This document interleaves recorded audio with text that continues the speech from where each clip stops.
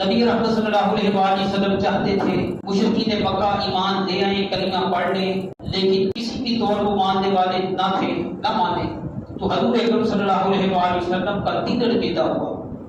سورۃ النازعات تو اللہ وحدہ لا شریک نے 15ویں آیت میں ارشاد فرمایا حد عطا کا حدیث موسیٰ، قرآن کے مخاطب حضور ہیں، اے پیارے محبوب کہ تمہارے پاس موسیٰ علیہ السلام کی خبر پہنچی، اذ ناداہ ربہ بالوادی المقدس طویٰ، اس وقت کا حال ذکر ہو رہا ہے کہ اللہ وحدہ لا شریک نے موسیٰ علیہ السلام کو ندا دی۔ وادی مقدس جو ہے، وادی مقدس طویٰ کا ذکر ہے، یہاں طویٰ کا مقام ہے، یہ مقام شام میں ہے، یہ وادی کے بستی شام میں ہے، اور فرا کی تحقیق یہ ہے کہ یہ جو وادی ہے یہ مدینہ اور مصر کے درمیان ہے۔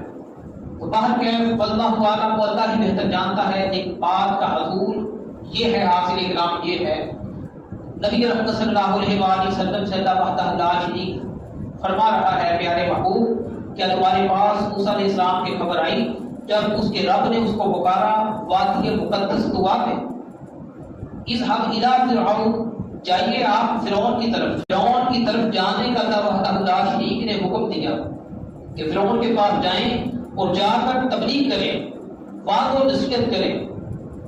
انہ طغیٰ، بے شک جو فرعون ہے اس نے سرکشی کی ہے، حد سے تجاوز کیا ہے۔ حد سے تجاوز کرنا کیا ہے کہ جس کے دل میں کفر و شرک ہو وہ حد سے بڑھ جایا کرتا ہے۔ اس نے بنی اسرائیل کو اپنا غلام بنا لیا تھا اور اسے ایسے ایسے کام لیتا تھا جو انسانوں نے سوچے بھی نہ، جو غلام ہی ہو جائے اس سے پھر چاہے جیسے بھی کام لے وہ زبان اس کی بند ہو جاتی ہے، اور ان سے سجدہ کرواتا تھا خود کو، اس نے سرکشی کی۔ انہو طغیٰ کے الفاظ ہیں قرآن پاک میں جو ذکر کرو، فقل حل لک الی ان تزکیٰ، بس آپ فرمائیے اس سے، یعنی موسیٰ علیہ السلام کا ذکر خیر ہو رہا ہے کہ تو رغبت اختیار کر اس کی طرف، یعنی کہ تو ستھرا ہو جائے، پاکی کی طرف رغبت اختیار کر، پاکی کی طرف دل کو مائل کر، پاکی کی طرف آ جا، یہ راستہ بڑا اچھا ہے۔ وَأَهْدِيَكَ إِلَىٰ رَبِّكَ فَتَخْشَىٰ، میں تجھ کو راہ بتاتا ہوں ایسے رب کے بارے میں، اس کی بارگاہ اقدس کے بارے میں تجھ کو راہ دینے والا ہوں، اس کی طرف مائل کرنے والا ہوں، اس کی طرف دعوت دینے والا۔ فتخشیٰ، پہلے ایمان لے آ، اگر تو ایمان لے آیا تو پھر اس سے ڈر۔ پہلی بات یہ ہے کہ پہلے ایمان کا درجہ ہے، ایمان لے آ تو پھر اللہ وحدہ لا شریک کی طرف ڈر۔ میں تجھ کو دعوت دیتا ہوں اللہ تعالیٰ کی بارگاہ اقدس کی، اس کی طرف آ جا اور اس کی طرف آ کر اس سے ڈر تو صحیح، پھر دیکھ اللہ وحدہ لا شریک کیسا کرتا ہے۔ فَأَرَاهُ الْآيَةَ الْكُبْرىٰ، بس اللہ وحدہ لا شریک نے اس کو، جو موسیٰ علیہ السلام اللہ کے نبی بن کر تشریف لائے، رسول بن کر تشریف لائے، اس کا ذکر خیر یہاں ہے۔ فَأَرَاهُ الْآيَةَ الْكُبْرىٰ، بس دکھائی حضرت موسیٰ علیہ السلام نے، وہ اللہ تعالیٰ نے ان کو عظیم نشانی دکھائی، اس کا ذکر خیر ہے۔ موسیٰ علیہ السلام نے جو نشانی دکھائی اس کے بارے میں مفسرین کرام کے مختلف اقوال ہیں۔ کسی نے یہ کہا ہے کہ حضرت موسیٰ علیہ السلام یوں اپنا ہاتھ بغل کے نیچے لے جاتے، جب اس کو نکالتے وہ آسمان دنیا کے سورج سے زیادہ چمکتا تھا۔ کسی بیماری کی وجہ سے وہ نہیں چمکتا تھا، بلکہ یہ نبی کا معجزہ تھا کہ یوں بغل میں ہاتھ ڈالتے اور جب ہاتھ نکالتے اس پر سفیدی کا ظہور ہوتا اور روشنی کی روشنی ہوتی، اور جس کی روشنی کے آگے ساری روشنیاں مان پڑ جاتی۔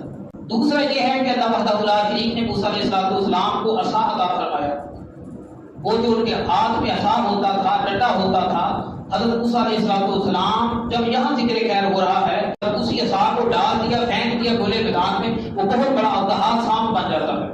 تو اس سے بڑی اور نشانی کیا ہو سکتی ہے عقل والوں کے لیے؟ سوچے تو صحیح کہ موسیٰ علیہ السلام کے ہاتھ جس عصا سے لگ جائیں وہ سانپ ہونے کے لیے تیار ہے، تو میں کیسے اس کا مقابلہ کر سکتا ہوں؟ جب دیکھا اس نے کہ کسی طرح سے میں اس پہ قابو نہیں پا سکتا، بہت بڑی نشانی بھی وہ دیکھ چکا ہے جس کا ذکر خیر ہو رہا ہے۔ موسیٰ علیہ السلام کی عصا کا اژدہا بن جانا بہت بڑی نشانی تھی، اور یہی عصا جب پتھر پہ مارتے ہیں تو بنی اسرائیل کے لیے 12 چشمے وہاں سے پھول پڑتے ہیں۔ تو اس عصا میں بھی اللہ وحدہ لا شریک نے برکتیں رکھی۔ جب یہ سارا کچھ ہو چکا، یہ سارا کچھ ہو چکا، اس نے دیکھا کہ موسیٰ علیہ السلام نے تو مجھے دعوت دے دی ہے، اب موسیٰ علیہ السلام نے اپنی نشانیاں جو اللہ تعالیٰ نے جو ان کو معجزے عطا فرمائے ان کا بھی انہوں نے ظاہر کر کے بتلا دیا کہ جو نبی ہوتا ہے اللہ تعالیٰ اسے شان سے مزید کرتا ہے۔ فَكَذَّبَ وَعَصَىٰ، بس اس نے جھٹلایا اس کو اور تکبر کیا، تکبر کی وجہ سے اس نے اس کا انکار کیا۔ فحاشر فنادا، پس اس نے لوگوں کو جمع کیا اور ندا دی، ایک میدان میں اس نے لوگوں کو جمع کیا اور ایک ندا دی اس نے۔ فقال انا ربکم الاعلی، وہ ندا میں اس نے اعلان کیا کیا، بس اس نے کہا میں تمہارا سب سے بلند رب ہوں۔ یہ اس نے دعویٰ کیا، اپنے رب ہونے کا اس نے دعویٰ کر دیا۔ یہی وجہ ہے کہ رب ہونے کا دعویٰ پہلے بھی کرتا رہا، لیکن اللہ تعالیٰ نے 40 سال اسے مہلت دی۔ 40 سال کے بعد بھی جب یہ اسی ہٹ درمی پر قائم رہا، لوگوں سے سجدے کرواتا تھا، خود کو رب کہلواتا تھا، حالانکہ جانتا تھا نہ سورج چاند ستارے، یہ جتنے سمندر ہیں پہاڑ ہیں میں نے تو پیدا نہیں کیے، یہ تو ان کا سامنے تو کوئی اور ہے۔ حقیقت تو یہی تھی کہ سامنے رب کائنات ہے۔ وہ دہریہ تھا، وہ کہتا تھا کہ شاید اس کے ذہن میں تھا کہ یہ چیزیں ویسے بھی وجود میں آ سکتی ہیں، لیکن حقیقت حال یہ ہے کہ اللہ وحدہ لا شریک کے کرم سے یہ چیزیں وجود کا حصہ بن گئی۔ جب اس نے یہ دعویٰ کر دیا فَأَخَذَهُ اللَّهُ نَكَالَ بس اللہ وحدہ لا شریک نے اسے عذاب سے دو چار فرمایا، دنیا اور آخرت کے۔ دنیا کا عذاب یہ تھا کہ فرعون وہ پانی کے اندر غرق ہو گیا، جب اس کے جہاں تک پانی آیا اس نے کہہ دیا تھا کہ میں بھی مان جاتا ہوں موسیٰ علیہ السلام کے رب پر، ہارون علیہ السلام کے رب پر، یعنی کہ ان کا رب دونوں کا خالق کائنات ہے، لیکن اس وقت ایمان لانا قابل قبول نہیں ہے۔ لیکن یہ حضور اکرم صلی اللہ علیہ وآلہ وسلم کی امت کی خصوصیت ہے کہ ملک الموت دیکھ کر توبہ کرے، ایمان لے، اللہ وحدہ لا شریک ساری خطاؤں کو معاف فرما دیتا ہے۔ لیکن فرمایا تمہارے لیے یہ معاملہ نہیں ہے۔ جبریل امین نے ایک ڈبکی اس کو اور دی نیچے، اور دنیا کا عذاب یہ ہوا کہ وہ پانی میں ڈوب کر غرق ہو گیا، اور آخرت کا عذاب یہ ہوگا کہ اللہ وحدہ لا شریک اس کو دوزخ کے عذاب سے دو چار کرے۔ یہ دنیا بھی اس کے لیے عذاب بن گئی اور آخرت بھی اس کے لیے عذاب۔ ان فی ذلک لعبرۃ لمن یخشی، اس میں عبرت ہے، نشانی ہے ان لوگوں کے لیے جو اللہ وحدہ لا شریک سے ڈرنے والا ہو۔